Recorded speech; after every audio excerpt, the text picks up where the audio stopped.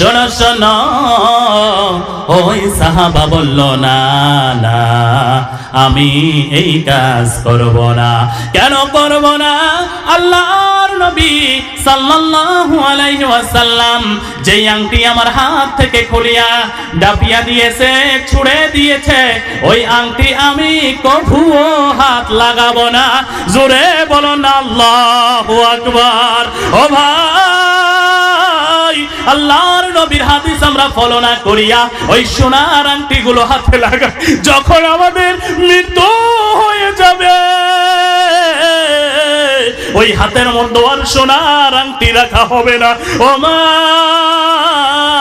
তোমরাও একটু চিন্তা করো রে মা, যেই স্বামীকে, স্বামীর খেজমত তোমার জন্য জরুরি, যেই স্বামীর কথা মানা তোমার জন্য জরুরি, ওই স্বামী যদি গরিব হয় তাহলে তোমরা বলো, ও স্বামী দেখো দেখো পাশের বাড়িওয়ালা কতগুলো লজ্জা পড়ে, তারা কতগুলো সজ্জা পড়ে, তারা কতগুলো কানের রিং দুল পড়ে, সোনার হার পড়ে, সোনার চুড়ি পড়ে, সোনার দুল পড়ে, আমাদের কেউ কি কিনে দিবে না?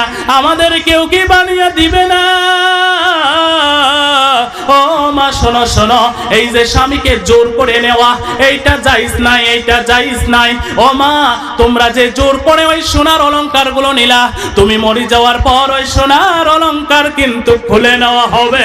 কথা বলেন ঠিক কিনা?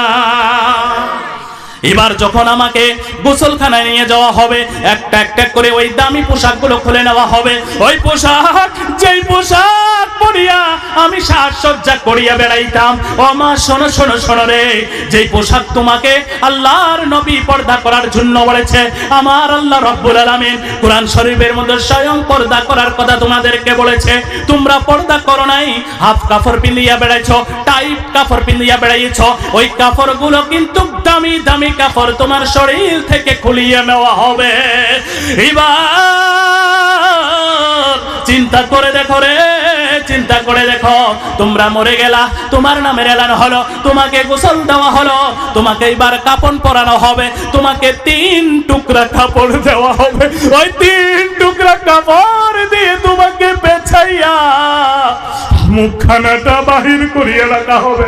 আর ছোট ছোট ছেলে মেয়েদেরকে বলবে, ও ছেলে, ও মেয়েরে, দেখ তোমার আব্বু আম্মু মারা গিয়েছে, শেষবারের মতো দেখাটা এক নজর দেখে যা, তোমার সঙ্গে ঘটবে, আমার সঙ্গে ঘটবে রে। ওই ছোট বাচ্চাটা হাউমাউ হাউমাউ করে ওই মাকে দেখবে, চোখের পানি ছেড়ে দিবে, ওই বাবাকে দেখে চোখের মন পানি ছেড়ে দিবে, শেষবারের মতো দেখে নিবে।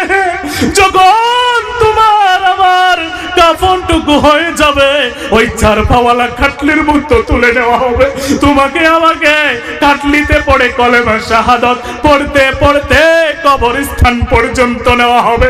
যখন কবরস্থানে গেলাম, ও ভাই একটু চিন্তা করো রে, 4 তাকবীর দিয়া তোমার আমার শেষ জানাজাটুকু করে দিবে। এবার যখন তোমার আমার জানাজা হয়ে গেল, তোমাকে ওই 3 হাত 3.5 হাত কবরের নিচে রাখা হবে। যখন কবরে রাখা হলো, একের পর এক তার উপরে বাঁশ দিয়া, বাঁশের ছাউনিখানা লাগাইয়া তারপর মাটি দিবে। মাটি দেওয়ার পর একটা মানুষ কি তোমার সঙ্গে থাকবে নাকি? কথা বলেন, থাকবে নাকি? না, কেউ থাকবে না। ওই কবরের জিন্দেগিতে যেতে হবে। কবরের জিন্দেগি হলো আসল জিন্দেগি। আমার গাড়িও যাবে না, বাড়িও যাবে না, ধন যাবে না, সম্পদও যাবে না, দামি দামি পোশাকও যাবে না। এত টাকা কামাই করলাম নামাজ বন্দেগি ছেড়ে দিয়া, ওই টাকাও কিন্তু আমার কবরে যাবে না। কথা বলেন ঠিক কিনা? একদিন মাটির ভিতরে হবে ঘর রে মোহনামার, কেন বন্ধ দালান ঘর? কথা বলেন ঠিক কিনা? কোন পাখি উড়ে যাবে পিঞ্জরা ছেড়ে, তোরা আমি সবই রবে, তুমি যাবে চলে। বন্ধু বান্ধব যত, মাতা পিতা তারা শত, বন্ধু বান্ধব যত, মাতা পিতা তারা শত, সকলে হবে তোমার পর। রে মোহন আমার কেন বান্ধ দালান ঘর? কথা বলে ঠিক কিনা? ওই কবরের জিন্দেগিতে আমাকে তোমাকে শুয়ে আসবে, সঙ্গে কেহ যাবে না রে ভাই, সঙ্গে টাকা পয়সা কোনো কিছু যাবে না। যখন আমাকে কবরের মধ্যে রাখা হবে, যদি আমি নেককার মানুষ হই, আমার কাছে দুজন ফেরেশতা আসবে, আসিয়া বলবে মান রাব্বুক, বলো তোমার আল্লাহকে। আমরা বলবো রাব্বি আল্লাহ, আল্লাহই হলো আমার রব। জোরে বলেন না সুবহানাল্লাহ। ওয়া মান নাবিয়্যুক, তোমার নবীকে বলো, বলো দেখি তোমার নবীকে। তখন আমরা বলবো আমাদের নবী হলো মুহাম্মাদুর রাসূলুল্লাহ সাল্লাল্লাহু আলাইহি ওয়াসাল্লাম। জোরে বলেন না সুবহানাল্লাহ। 3 নম্বর প্রশ্ন করবেন, তোমার ধর্ম কি? কোন ধর্মের মানুষ ছিল রে? বলো বলো। যদি আমরা নেককার হই, আল্লাহওয়ালা হই, নামাজি হই, যদি পর্দাশীনী আমরা হই, আমরা সরাসরি বলবো আমার ধর্ম ছিল দ্বীনুল ইসলাম। জোরে বলেন না সুবহানাল্লাহ। তখন ওই ফেরেশতাকে আবার আরেকটা প্রশ্ন করা হবে, ওয়ামা ইলমুক, তুমি কোথায় থেকে এগুলো শিখলা? সে বলবে আমি কোরআন থেকে শিখেছি, হাদিস থেকে শিখেছি, আমি ওই সবার মধ্যে যে জলসার মধ্যে যে এই কথাগুলো শিখেছি। তখন ফেরেশতা বলবেন আহলান ওয়া সাহলান ওয়া মারহাবান বিক, ঠিক আপনি ঠিক কথা বলেছেন, তোমার জন্য স্বাগতম, তোমার জন্য স্বাগতম। আল্লাহ রাব্বুল আলামিন ওই কবরকে আদেশ করবে, ও কবর, তার জন্য তুমি ফুল সজ্জা হয়ে যাও। জোরে বলেন না সুবহানাল্লাহ।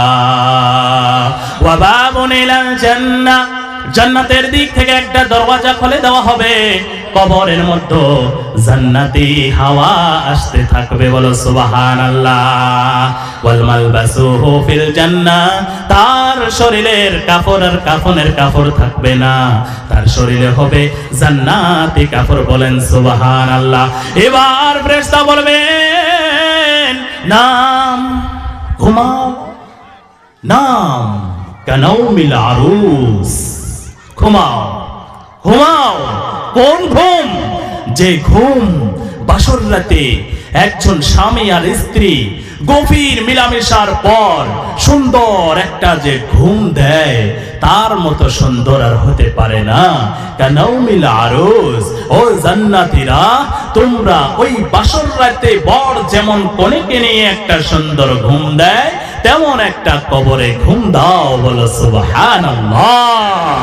আরো জোরে বলেন সুবহানাল্লাহ। তোমার ঘুম কেউ ভাঙাতে পারবে না।